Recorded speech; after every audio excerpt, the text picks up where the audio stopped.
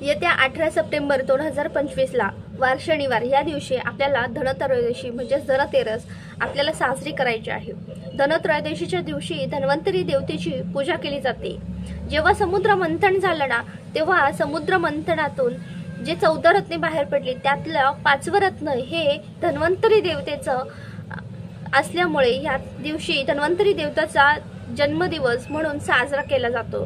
हा भगवान विष्णूंचा अवतार समजला जातो। त्याचबरोबर धन्वंतरी देवता ही आरोग्याशी संबंधित असते म्हणून ह्या दिवशी धन्वंतरी देवतेची म्हणजे आपल्या आरोग्याशी निगडित सगळ्या समस्या दूर व्हाव्यात यासाठी धन्वंतरी देवतेची पूजा सुद्धा केली जाते। धन्वंतरी देवतेची जशी पूजा आपण करतो आरोग्याशी संबंधित तसंच धनत्रयोदशी धनतेरसच्या दिवशी यमदीपदानाला अतिशय महत्त्व आहे। ह्या दिवशी यमदीपदान आपण कधी करायचं असतं किंवा कोणत्या दिशेला कसं करायचं, जे 13 दिवे लावले जातात ते 13 दिव्यांपैकीच एक यमदेवतेचा दिवा असतो। ह्या यमदेवतेला आपल्या सर्वांना जो कोणी ह्या दिवशी यमाची पूजा म्हणजे यमदेवतेची साठी हा दिवा प्रज्वलित करेल, दिवा लावेल, ते योग्य ठिकाणी लावेल त्या दिवशी म्हणजे यमदेवतेचा आशीर्वाद आपल्या सगळ्यांना मिळत असतो की मृत्यूचं भय नाहीसं होतं। यमदेवतेला आपल्याला प्रार्थना करायची असते कधीही आपल्या घरात अपमृत्यू आपत्कालीन संकट हे येऊ देऊ नको। जे आपण म्हणतो ना ऍक्सिडेंट आत्महत्या ही येण्याची कारणं खूप असतात। सध्या वातावरण सुद्धा तसं आहे पण या परिस्थितीनुसार आपल्याला आपल्या घरात कधीही अपमृत्यू येऊ नये। कितीही वाईट काळ आला कितीही वाईट वेळ आली तरीही अपमृत्यू येऊ देऊ नको यासाठी आपल्याला यमदेवतेला प्रार्थना करायची आहे। यमाचा दिवा तयार करताना आपल्याला कणकेचा दिवा तयार करायचा आहे। कणके म्हणजे आपण जेव्हा कणिक भिजवतो त्यामध्ये फक्त हळद टाकायची आहे, मीठ टाकायचं नाहीये, मीठ वापरायचंच नाहीये। आता कणकेचा दिवा तुम्हाला मी डेमो दाखवते म्हणजे आपल्याला आपण कणकेचा आपण औक्षण करताना जसं कणकेचा दिवा लावतो ना आणि त्याच्यासोबत 2 मुटकुळे करतो, आमच्याकडे मुटकुळेच म्हणतात, त्या दिवेच्या कडेला इकडे एक आणि इकडे एक असं 2 मुटकुळे ठेवायचे आणि मध्यभागी तो दिवा ठेवायचा।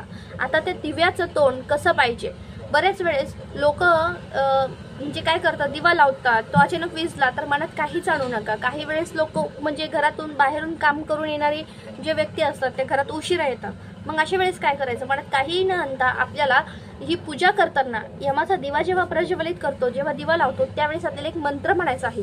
तो घरातील प्रत्येक व्यक्तीने म्हणायचा असतो। भले आपल्या घरात एखादी व्यक्ती उशिरा आली तर मग त्यावेळेस काय करायचं, समजा दिवा हा अचानक मावळला तर मग काय करायचं दिवा पेटवायचं पुन्हा त्या व्यक्तीला मग आपल्याला तो म्हणजे त्या व्यक्तीला हातपाय तोंड धुवून झाल्यानंतर तो मंत्र म्हणायला लावायचा, नमस्कार करायला लावायचा।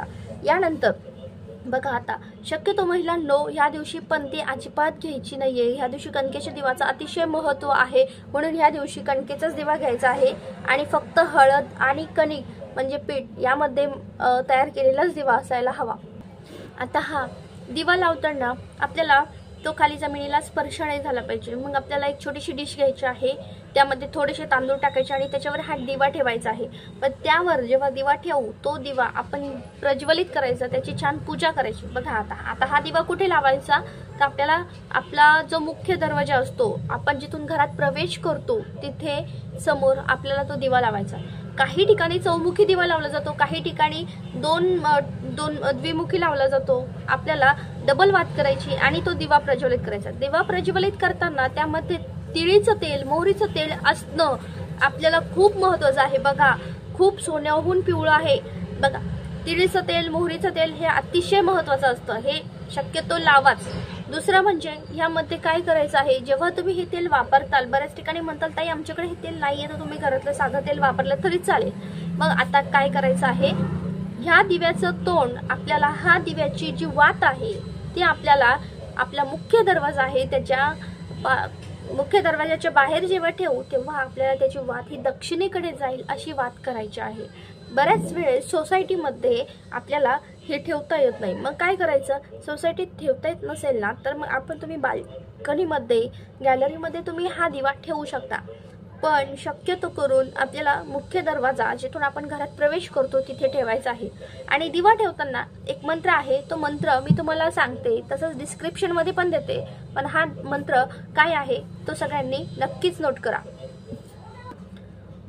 मृत्युनंदन पाशाभ्याम कालेन श्याम या सहा त्रयोदशा दीपदानातम सूर्यजहा प्रियता मामा मम असा हा मंत्र मी तुम्हाला डिस्क्रिप्शन मध्ये पण देते, ते फ्लॅश पण करते. पण आपल्याला हा मंत्र संपूर्णपणे आपल्याला काय करायचा आहे, तो मंत्र आपल्याला म्हणायचा आहे. प्रत्येक व्यक्तीने, ज्यांना लिहिता वाचता येत नाही त्यांनी हात जोडून प्रार्थना करावी. कुठलाही घरातल्या व्यक्तींवर अपमृत्यू येऊ नये त्यावर आपल्याला प्रार्थना करायची. आणि ज्यांना वाचता येतं, अगदी तुम्ही हा दिवा आता लावण्याची वेळ कोणती आहे, तर हा दिवा लावण्याची योग्य वेळ ही 6:30 नंतर असते. तुम्ही 7, 7:30च्या नंतर सुद्धा लावू शकतात. 7, 7:30 वाजताच लावायचं आहे, त्यावेळेस लावायचं आहे. आपल्याला बघा, तिन्ही सांजेची वेळ झालेली असते, दिवा लागणे सुरू झालेली असते. आपण ह्यावेळेस दिवा सुद्धा लावत असतो, दिवे लावित असतो. त्यावेळेस आपल्याला यमासाठी हा एक दिवा लावायचा आहे, त्याचं तोंड दक्षिणे करायचं आहे. ह्या वेळेतच हा दिवा लागला गेलाच पाहिजे. तो जरी विझला, कोणीतरी बाहेरून घरात आलं बघ, तरी तुम्ही तो पुन्हा पेटवायचा आहे, पुन्हा तो प्रज्वलित करायचा आणि मग पुन्हा तो मंत्र म्हणून घ्यायचा आहे. घरातील प्रत्येक व्यक्तीने म्हणून घ्यायचं आहे. लहान मुलं असेल, ज्यांना लिहिता वाचता येणार नाही, जे वृद्ध असतील त्यांनी हात जोडून नमस्कार केला तरी चालेल. ते दिव्याला थोडंसं हळदी कुंकू लावायचं. ते मुटकुळे असतात त्यांना थोडंसं हळदी कुंकू अक्षत अर्पण करायचे आणि प्रार्थना सगळ्यांनी मिळून करायची आहे. शक्यतो आपल्या घरातील माणसं जर उशिरा येणार असेल ना, तर ह्या दिवशी दिव्यात थोडंसं तेल जास्त टाकत राहा. तो दिवा विझणार नाही याची काळजी घ्या, पण जेवढं होईल तेवढं त्याच्याकडे लक्ष देण्याचा प्रयत्न करा. आता आपल्याला धनत्रयोदशीच्या दिवशी यमाला दिवा लावण्याचं काय महत्व आहे हे तुम्हाला एक सांगते. एक कथा अशी आहे, जी पौराणिक कथेनुसार असं सांगितलं जातं की हेमवंत नावाचा एक राजा असतो. त्या राजाचा एक मुलगा असतो.